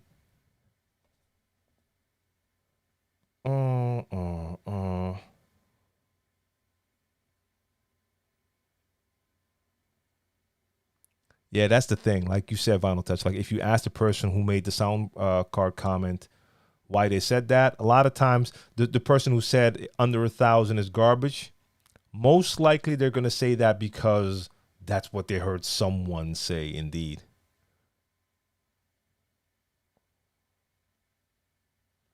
Ian says, I prefer Tractor to Serato. It's all about personal preference. 1,000%. Yeah.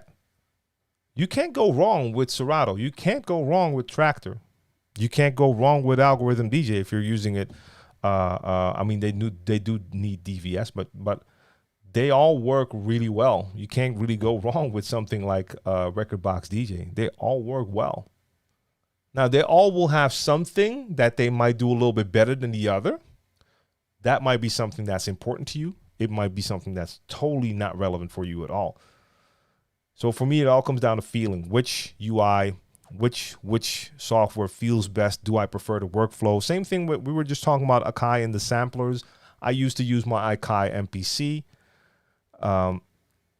Then I just found out I wanted something with more computer power, but I still preferred the pads. So I moved from my MPC. I mean, I still have it, but I moved to using Cubase with battery and an Akai MPD. So that's just a controller with pads, which allowed me to still have pads to play, but now I had computer power. So then when Native Instruments came out with Machine, I fell in love there because it has that drum computer feel, but it is a controller for the computer. So you have that computer power, but I just absolutely love the workflow. Then Akai came out with Akai Renaissance, and I was like, oh, they're doing the same thing. They now have a controller to control software on the computer. I looked at it, and I'm still on Machine now because the workflow didn't appeal to me. For some people, it was like 100% they went that direction. That was it for them. So it's all about their personal preference. Stephen Bell, salute. And Diesel Monster indeed from Toronto to Amsterdam.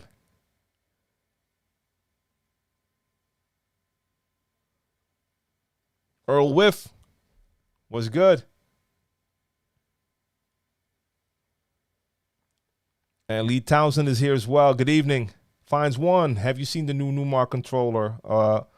Yeah, so the all-in-one. Their new standalone device. Their MixStream Pro. Yes, I've seen the photos and some info. I mean, I think it's great that we now have something that is not as expensive as the other ones. So this is going to offer standalone to a lot more people. Curtis Cozy says, do you ever disable key lock if you're doing a scratch solo? Sometimes. Well, no. How should I put it? If I'm recording scratches, I turn it off. If I'm doing a DJ set, if I'm streaming, I don't even take the time to do that. So, no. And I mean, key lock has gotten better. For instance, for me with Serato, when pitch and time became available in Serato, their key lock became much better. Before that, their key lock on Serato was horrible. I never used it. It was always off. Now with pitch and time, I do have it on. It has its advantages for sure. So, yeah. But if I'm streaming, I don't take the time to turn it off. Like, okay, I'm going to do scratch solo, click. If I'm recording scratches, then I keep it as natural as possible. Just Hack says, man, I'm kind of nervous doing a wedding gig next week. I don't know why. I'm having cold feet because I haven't done them before. And then Prodigy Sound says, I did my first wedding reception Saturday. Was nervous for like 15 minutes. I mean, I think that's always going to be the case when you do something you haven't done before. Because, I mean, you know how to DJ. So it's not that you don't know how to DJ. But you just realize it's a different type of event compared to other things you do. So that will leave you with some nerves. And I mean, I've even had that. I've done like hundreds or thousands of gigs. And then I went to play at a club that was a pretty good club in the country, but I never played there before. And somehow that gave me kind of nerves because I didn't know exactly what to expect. Do they play really different over here? Things like that. Now, it wasn't the same thing as like really having cold feet to go there, but it does feel like you have to get over that little bit of uncomfortableness for the first couple of minutes. when you start out. So when it comes to weddings, because I don't do weddings, I do think the most important thing is communication and making sure that you know exactly what is expected of you. Since you're playing at a wedding, is this also something where you have to host and you have to announce things, or do you have an MC for that? But just making sure that you know what is expected, and maybe make sure you know some of the do's and don'ts for weddings. But even there, I think there's so many different things. I see footage online sometimes, and then I see weddings in Atlanta, and I think it was Atlanta or it was in Houston. I saw a couple of like wedding things that look totally different from other wedding things I've seen. Like culture is involved as well. I mean, I think a Mexican wedding might have a different vibe compared to another type of wedding. I've seen some African weddings as well. And I know Africa is a continent, so I know it's going to be different for different countries. But you understand what I'm saying. So I think that also plays a part. Now, for some DJs, this might be natural. If it's something that is their own culture, then they know what to expect because they've probably been to a ton of those weddings. If not, that could also be something that's a little bit nerve-wracking. But yeah, I mean, like I said, make sure you know exactly what is expected of you. Have confidence in your own ability as a DJ.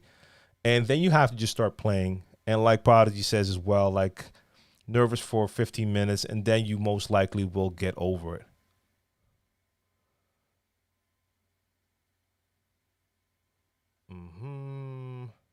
Hey, Sven. Sven is in the building. Guten Abend. And yes, that was 12 minutes ago. I'm catching up again. Mohammed, what's going on? I got my first gig next Thursday. Give me some tips, man. Really appreciate it. Okay, so this falls right in line with what I just said. It's your first gig Thursday. Make sure you do your research. Make sure you check everything out. Make sure you know exactly what type of equipment is there, or if you're bringing your own equipment, that everything is arranged, that they have room for you. What kind of people are coming? What kind of party is it? What type of music are they expecting you to play? What time are you playing? So what's your function? Are you a warm-up DJ? Are you playing prime time? Are you the last DJ? Know as much as there is to know before you go, so there are not as many surprises. That's one thing. You need to make it as comfortable for yourself so that you step in and that there's not going to be too many unknown factors. That's always important. Then when it comes to your DJing, and I say it every time, say it again, know that you're going to make mistakes and that's okay. Don't worry too much about mistakes. A lot of people, when they do their first gigs, they want everything to go perfect. That's not going to happen. Some things will go wrong. As long as you're aware that that's a possibility, and when it does happen, hey, it happened. If you messed up during a mix, hey, next track, find another good track to play. People are still going to have fun. They're not going to remember that. If you let it get to you, if you make a mistake, you're like, damn, now the set's not perfect anymore. That's going to mess with your head. That's going to lead to probably more mistakes. So go in there prepared to know what to expect, but also go in to have fun. Like, you're going to DJ in front of people through some loudspeakers. That's dope. It is.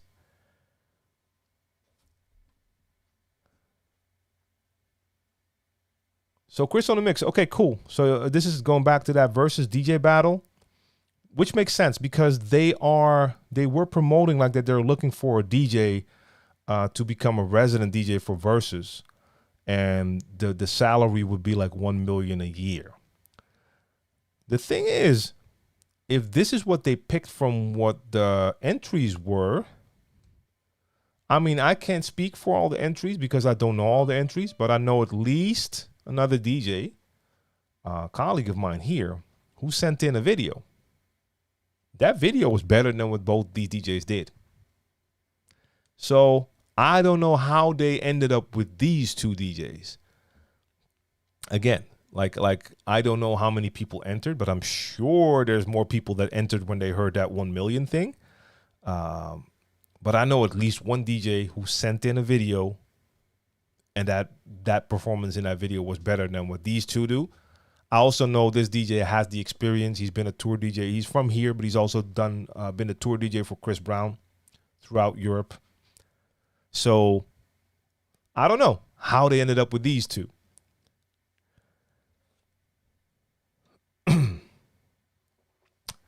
With the new Mac generation, there's no stand necessary because there's no fan anymore. Yeah, I mean, we're getting to that point. Like the laptop I was using then, it definitely needed its fan. And a lot of laptops will still need fans, but you do have a lot of newer laptops that won't have a fan at the bottom, or not just at the bottom. If you look at a lot of those gaming laptops, a lot of times you see like some sort of vents at the side or at the back of it as well. Nick Multimedia, what up? All right, Mulberry, see you next time.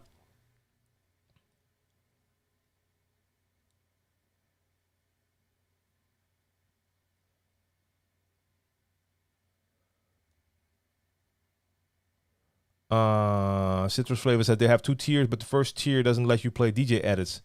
Does Beatport have a lot of DJ edits as well then? I mean, I never look at Beatport. I only look at BeatSource. So I haven't checked that, because we're talking about Beatport now, the house store. So for BeatSource, I know like the top tier will give you the offline locker and the DJ edits. But I have no idea if Beatport even does DJ edits.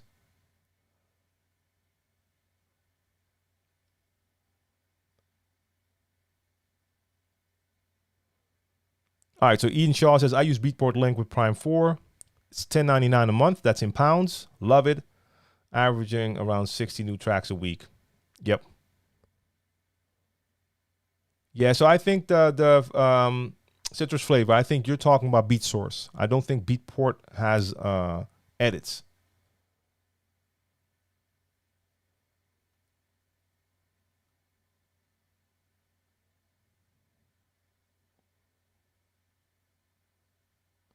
All right, Nick Multimedia.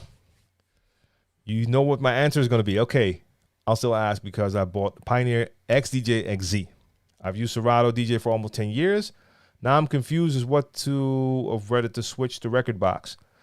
I mean, I don't think that transition would be that scary. Record Box does feel pretty similar to Serato. I don't think it's going to be that crazy of a switch. I mean, it would be different if you have to switch from even Serato to Tractor. They do have a much more of a different look and feel, I think. So you actually didn't really ask a question.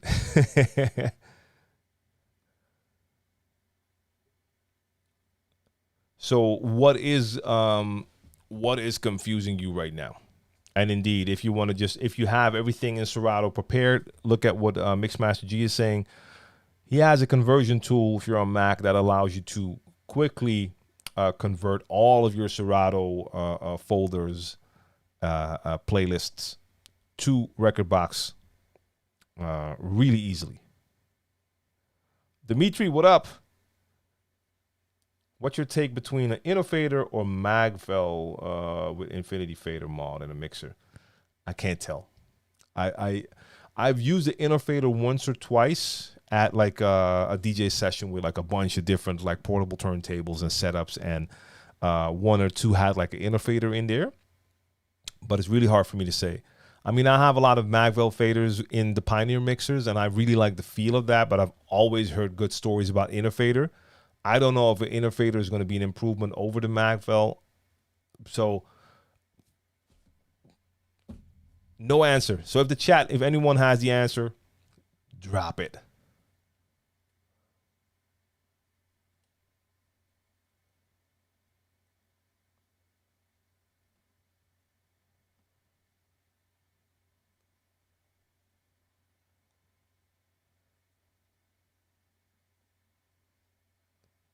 DJ Miss Kit, good day. DJ Hacker says, do you play a lot of remixes or just your original tracks? It depends. It depends. I play remixes. So whenever I when I'm scrolling, because I play freestyle, so I don't have my sets prepared. So when I'm scrolling, sometimes I'll run into remixes. Sometimes most of the times, of course, I'll see my original track. So yeah, it all depends. All depends on what I'm playing. Sometimes I'm playing something and I know like, here's this track. Oh no, but the remix has that other beat. That's gonna sound even better for this one. Or I'm feeling like the remix, and then I'll play that. Hey, just hack. I appreciate those bits, yo.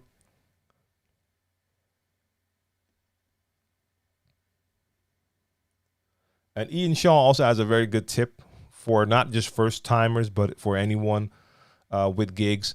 With any gig, make sure you give yourself plenty of time to get there. Allow for traffic and other holdups. Yeah. So I always want to be at a gig at least an hour early because I want to hear the DJ that plays before me. So I can hear what the DJ is playing. So I don't play those same tracks. And it also, if we want to use that term again that we saw in the beginning, it gives me the option to basically pre-read the crowd because I can see how they react to the music that the other DJ is playing. Then again, sometimes you may run into something like a traffic situation that is going to delay your arrival. Now, because I've already had that extra hour or more planned in, most of the times I will still get there in time. So yeah, you do want to make sure you give yourself plenty of time because that also takes away some extra stress. Especially if it's your first gig, the last thing you want to see happen is during your first gig that you're sitting in a car, stuck in traffic, and you see that clock run out and you start to stress about maybe not making it to your first gig in time. So I probably go 2 hours early, if possible. Tito Morales, see you. DJ South Soul, DC in the building.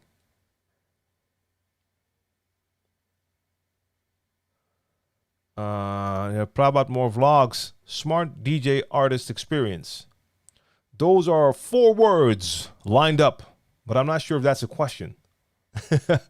Let me know. Let me know what you wanna hear when you say smart DJ artist experience. I mean, I do have a lot of DJ and artist like experience, like as a DJ working with an artist, but I don't know if that's what you're talking about. Whiff, holla at your boy. I've been using DVS for a while this summer. What's your take on DVS specific cartridge needles? Is it hype as they are really expensive? Okay, so I've used the Ortofon S120 needles for a pretty long time now. Those were made specifically for Serato.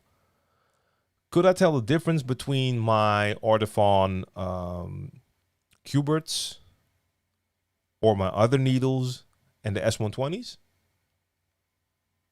No. I did not do a professional test to see if any one of the needles really gave me a better signal, but I cannot say that I felt any difference.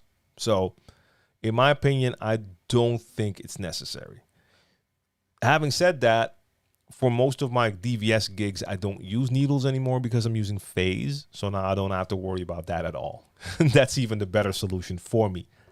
And when I'm using needles now, I'm using my Gico needles. Those are the Shure M44-7 replacements. And I really like those, steady as can be.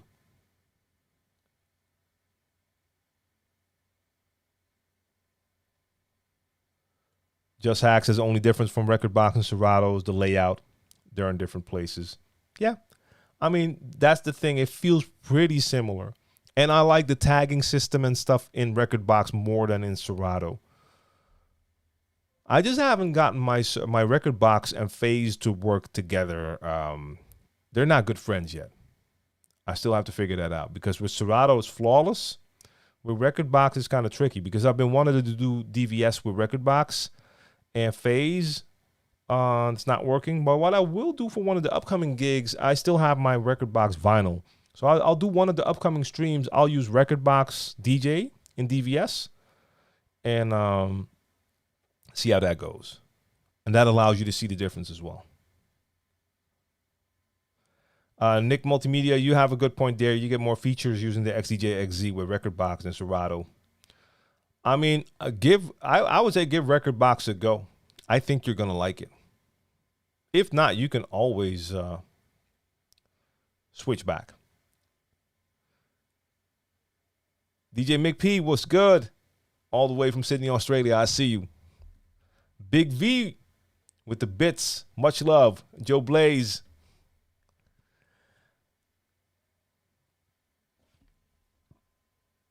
Ian Shaw is interested in a better crossfader for the Prime 4. I don't know if Interfader already made. We were just talking about Interfader. I mean, they make great replacement crossfaders for a lot of different devices. I just don't know if they make one for Denon 4 for the Prime 4.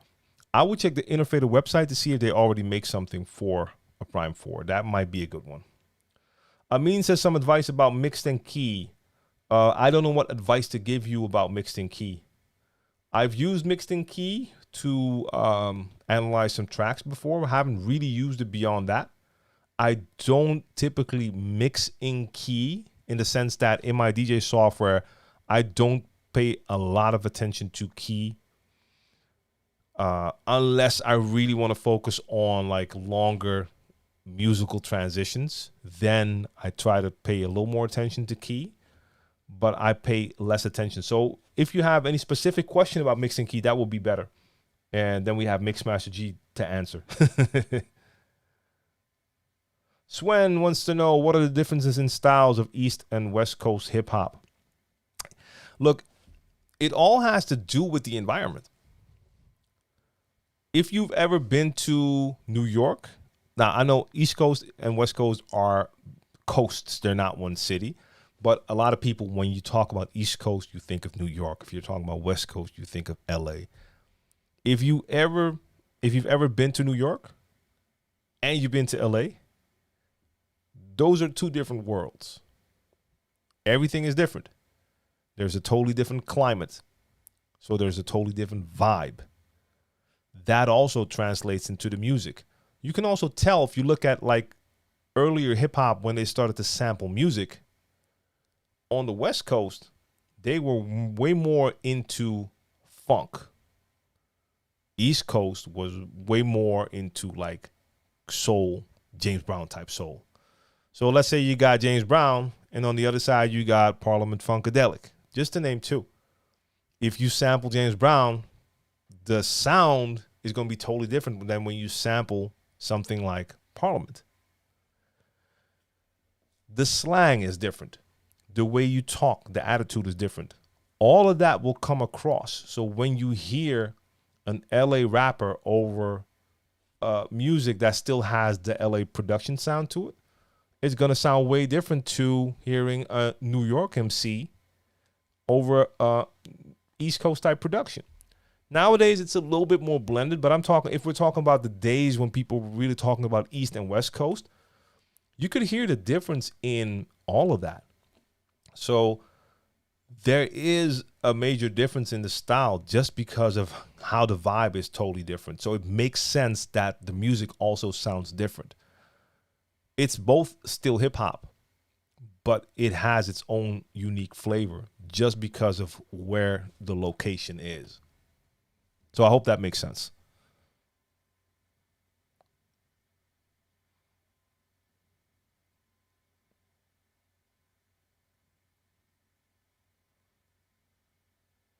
As long as there's no official support for phase with Rekordbox, I'm not buying it. Yeah, I mean, I can choose Rekordbox in phase when I'm calibrating, but and it says yes. It tells me, like it told me last time, that the calibration was successful. But it moved, but then when I stopped the vinyl and moved it back and forth, it got stuck in the computer. And I had to give the record like a push, and then the song started to play again. So it was pretty weird. And high Vess.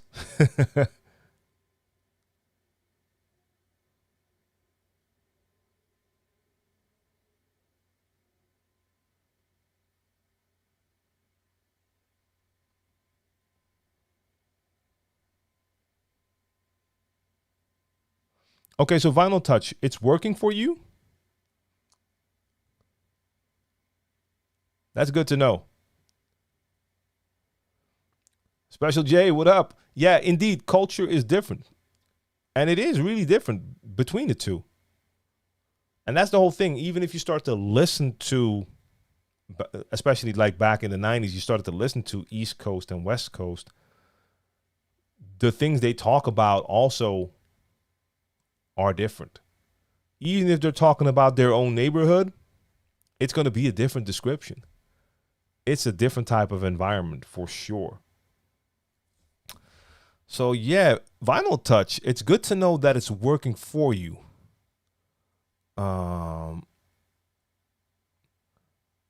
Because I'm gonna give it a try again. Like I had the phase manager open, selected record box, did the calibration. It said everything was okay. I had record box open, and like I said, I had the vinyl moving and the tracks were playing. So it's not like it didn't work at all. But then when I wanted to make a cue point, and I just held on to the vinyl, slowly moved it back to the right point, I could tell that in the software it just froze. And then when I pushed the vinyl forward, it started to move again. So that was like, that's not supposed to happen. If I'm slowly moving it, it's supposed to still be slowly moving with me and not stopping. So that was kind of weird.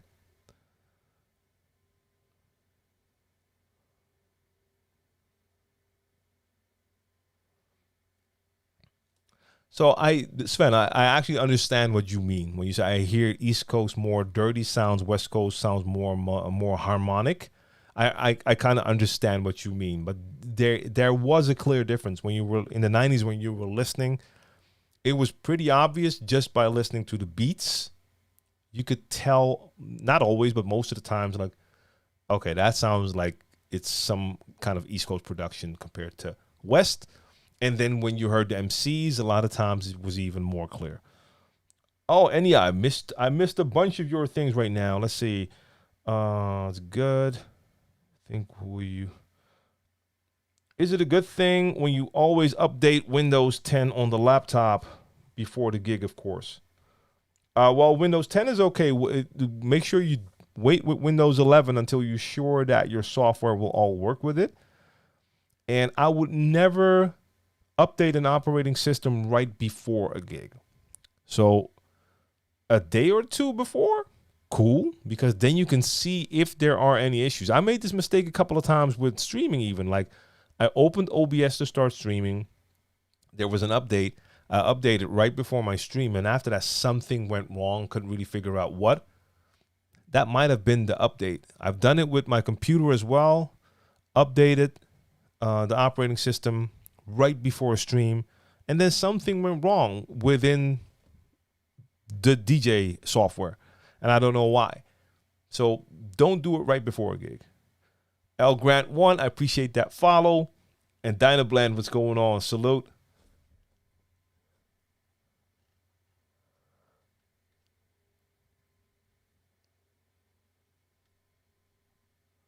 No, I don't have a test routine for after an update, actually. No. Which might actually be a good thing.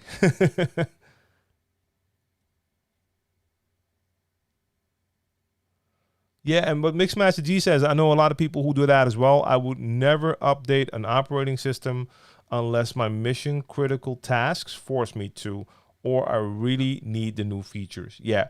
So like I said, my last examples were about just an OBS update or like a Windows update, not a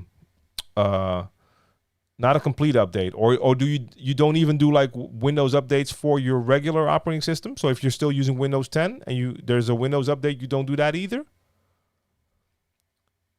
Because I do those, but like if there's like a complete new version, like Windows 11 is out, I definitely don't have it on the studio computer for the simple fact that only the fact that I heard that it slows down AMD systems. That alone was enough for me to say like, okay, let me wait. Plus some of the software I use, I'm not sure if it's already compatible with Windows 11, so I'll wait for that for sure.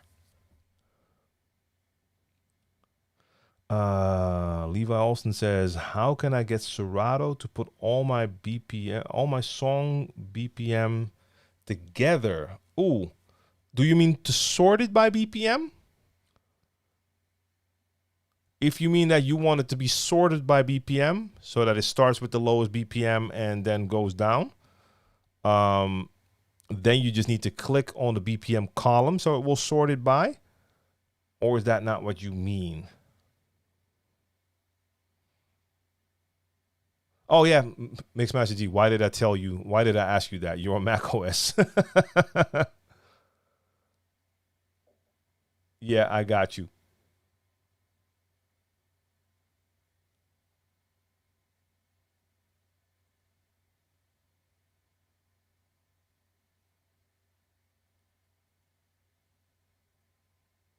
Ah, okay. I'm reading along with Vinyl Touch's message about phase and record box.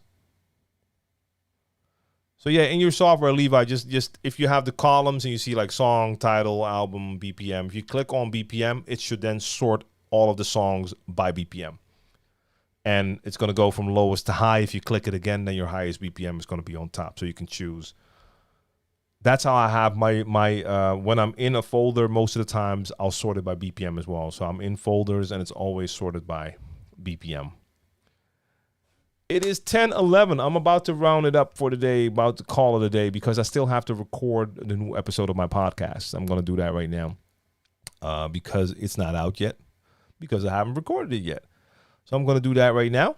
So I want to thank each and every one of you for tuning in to Share the Knowledge Live. I'll be back on Monday with another all vinyl edition, if I'm not mistaken. Let me double check my dates, because I said that the other day. Is there really one more Monday in this month, or do we have another one? Because Monday is 25, right? Yeah. Yep. So on Monday, I'm back with Crates, and it's going to be an all vinyl edition. And I'm back on Wednesday with Share the Knowledge Live. Mixmaster G, Sven, Vinyl Touch, Costa Rica, Michael, Vess, Levi, Dynablend, Vinyl Touch. Who else is in here? Ian Shaw, Loripu. You're new to the stream. We're just ending, but I'm here every Wednesday, so you can catch me here. Nick Multimedia, Tito Morales, Curtis, Raider One. Salute, salute, salute, salute. Enya, I see you as well. AMD DJ, salute to you. Raul Hernandez, of course, I see you. DJ Noose, and everyone else in the chat. Once again, I appreciate all of you. I'm going back into record mode. See you next time, yo. Peace.